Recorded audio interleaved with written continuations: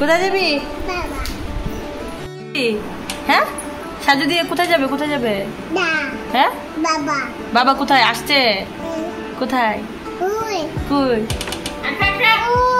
উপর দিয়ে। চল চল চল রেডি হয়ে যা, আমি কাছে রেডি হ। তাতুর কথা শুনে তো বুঝতে পারলেন আজকে কে আসবে। So welcome back to my channel. আজকে জিৎ আসছে পুরো 2 মাস পরে আমাদের সাথে দেখা। আমরা ব্যাঙ্গালোর থেকে আসার পরে ও এখন বাড়ি আসছে পুজো উপলক্ষে। তো আমরা এবার দুজন রেডি হয়ে বেরিয়ে যাচ্ছি ওকে রিসিভ করার জন্য। বাবা সাজু দিয়েছো? চলো।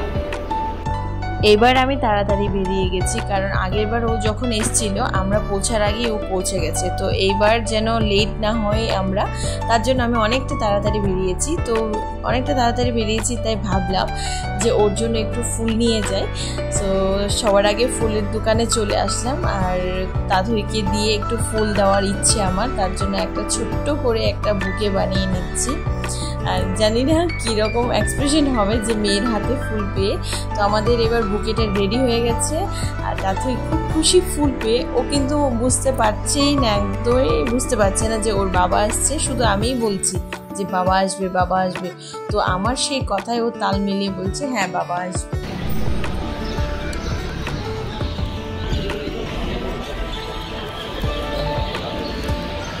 তুমি কার অপেক্ষা করছো? হ্যাঁ কে আসবে? এই কার অপেক্ষা করছো? বাবা কোন দিকে আসবে? কোন দিকে? হ্যাঁ বাবা আসবে। কোথায় আসবে? হ্যাঁ কোন দিকে আসবে বাবা? আসেনি এখন, আসেনি আসেনি।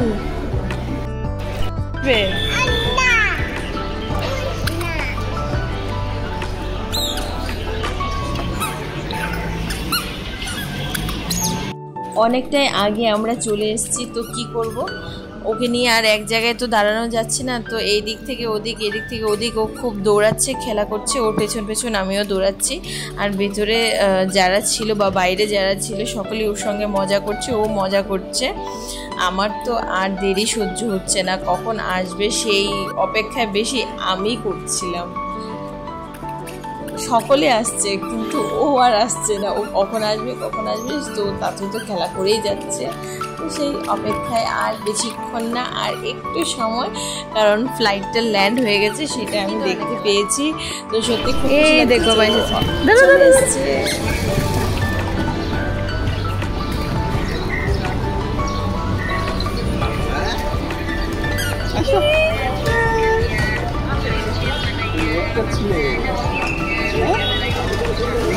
না, এটা বাবাকে দিয়ে দাও। দাও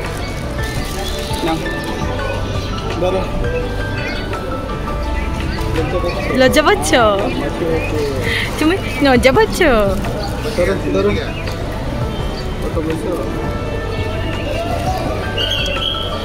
কার বাবা এটা? লজ্জা। ওদের এখন ভালোবাসা একদমই শেষ হচ্ছে না, আর আমাকে তো কেউই পাত্তা দিচ্ছে না, না বাবা না মেয়ে। আর তাতুই বলছে ওর বাবার যে ট্রলি রাখলো সেটার উপরে উঠে বসবে, কারণ ও ফ্লাইটে যখন যাচ্ছিল আসছিল আমার সাথে, তো ওইটাতে বসেছিল, সেটা ওর মনে আছে। তো ওখানে ও বসলো। ওদের তো ভালোবাসা শেষ হচ্ছে। এটা ধরো ধরো ধরো, এটা ধরো, দেখি আমার দিকে তাকা। আমার দিকে তাকা, আমার দিকে তাকা। ছোট ছোট জামা